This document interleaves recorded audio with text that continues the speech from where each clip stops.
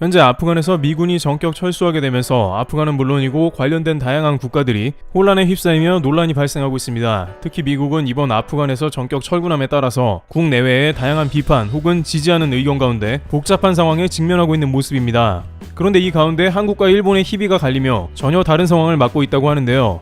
한국은 미국에서 지지를 받고 있는데 일본은 날벼락 소식에 크게 좌절하고 있다고 합니다. 현재 아프간을 둘러싼 한미일 간에 어떠한 상황이 펼쳐지는지 대략적으로 살펴보도록 하겠습니다.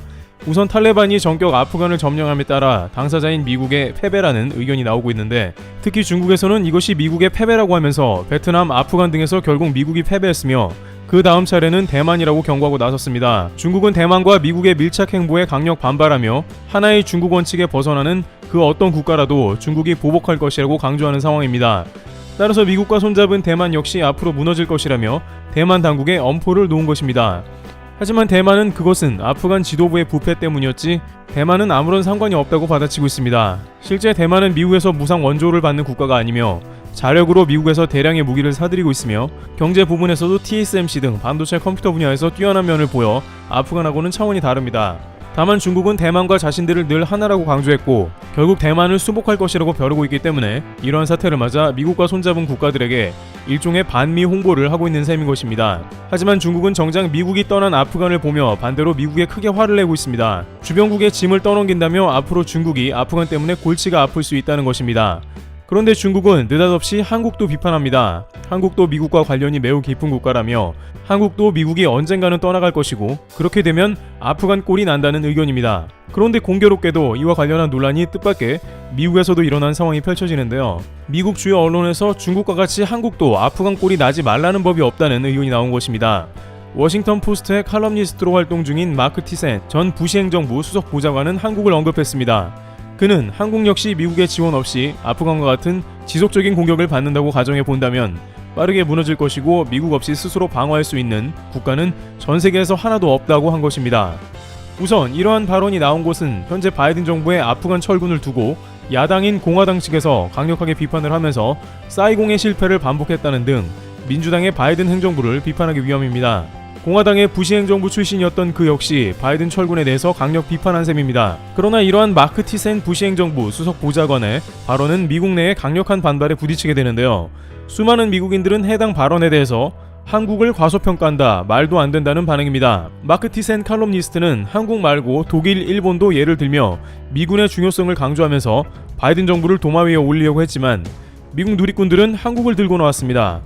대부분의 반응을 보면 한국은 국방력이 매우 강하다, 전세계 5위권에 해당하는 파워이다, 한국에 대해서 뭘 모르는 것 같다, 혹은 북한이 한국 때문에 핵무기를 만드는 게 안 보이는가 라며 비판이 쇄도하고 있는 모습이 나옵니다. 대부분 한국의 국방력 및 국력에 대해 논하면서 아프간과 한국을 비교하는 것 자체가 말이 안 되며 현재 한국을 보라는 것을 예로 들고 있습니다. 한 댓글에는 한국은 매우 세련되며 모던한 국가로 대부분 현대적 시설과 초고도화된 군대까지 갖추었는데 미국이 떠났다고 해서 아프간처럼 된다고 하는 게 과거 수석 보좌관의 자질이 의심된다고 했습니다. 실제 한국은 최근 10수년간 개발한 각종 군수장비와 앞으로 계획된 국방부의 계획들을 검토해보면 주변국들이 이제는 한국의 단순한 군사적 도발조차 쉽게 할 수 없음을 깨닫게 됩니다. 이미 바이든 정부는 동북아시아의 동맹 중에 한국을 린치핀으로서 가장 중요하게 여기고 있습니다. 여기에 관련 전문가들은 미 수석 보좌관이 일종의 일반화의 착각을 했을 수도 있다는 의견을 냅니다. 왜냐하면 내전이나 전쟁 등 미군이 스쳐간 수많은 나라들 중에 제대로 된 나라가 거의 없는데 유일하게 한국만이 민주주의가 제대로 자리 잡고 경제도 선진국이 된 나라는 유일하다는 것입니다. 한국이 매우 특별한 케이스이다 보니 보좌관이 잠시 이를 착각했을 수 있다는 것입니다. 또한 미국은 자국의 이익을 위해서 주한미군이 주둔한다는 사실도 망각했다는 것이죠.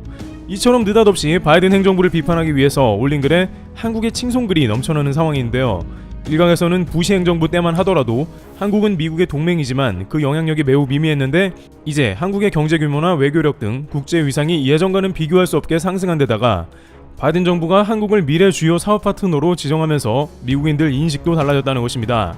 따라서 부시 행정부식 사고에 머물렀던 보좌관은 한국을 미국의 국익을 위한 장치로만 생각한 것이고 국제 정세의 변화나 한국의 달라진 위상을 제대로 반영 못했다는 비판이 나오는 것입니다. 한편 아프간 사태에서 한국과 일본이 결정적인 차이가 있다는 의견도 나오고 있습니다.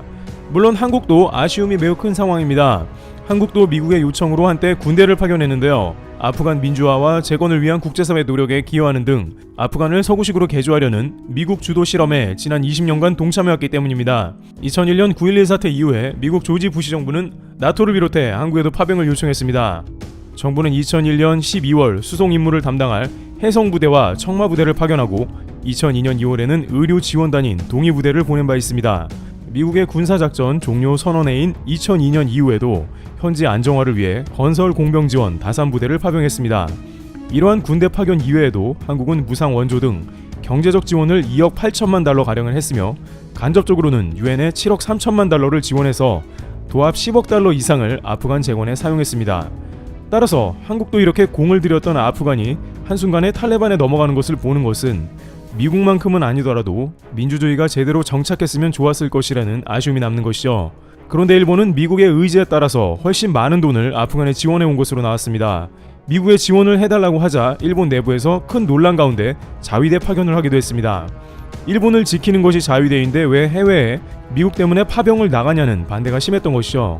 또한 경제적 지원 금액은 70억 달러에 달합니다. 한국의 거의 8배의 돈을 아프간에 사용한 것이죠. 그런데 일본 내에서는 뜻밖의 아프간에 나간 돈들이 헛돈을 쓴 게 아니냐는 의견에 부딪히고 있는데요. 한국 같은 경우에는 아프간에 나간 돈이 순수하게 인도적인 차원의 돈이었다고 판단이 되지만 일본의 경우에는 8조 원가량의 돈이 상당 부분 투자의 개념이었다는 의견도 나오고 있습니다.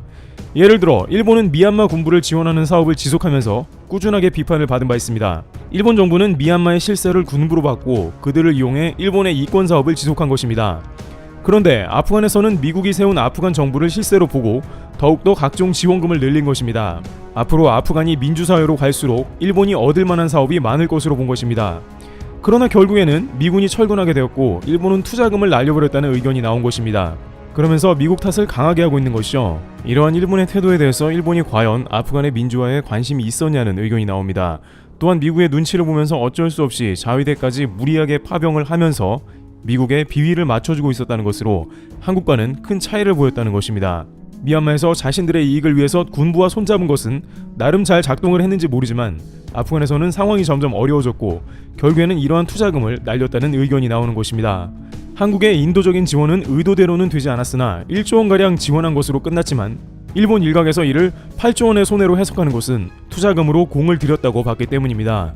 결국 스가 총리는 이제 일본 내 코로나 사태와 도쿄올림픽 후유증을 비롯해서 아프간 문제까지 여러 가지가 종합적으로 꼬이는 모습이 나오자 이제 건강 이상설까지 나오면서 마치 아베와 같이 건강 핑계로 슬쩍 총리짐을 벗으며 다른 자민당 누군가에게 폭탄 돌리기를 하는 모습이 등장하고 있습니다. 자민당 자체도 차기 혹은 차차기에서 정권을 내어줄까봐 노심초사하는 것으로 전해집니다. 이와 같이 아프간 사태 이후 각국의 반응이 갈리면서 다양한 의견이 제기되고 있습니다.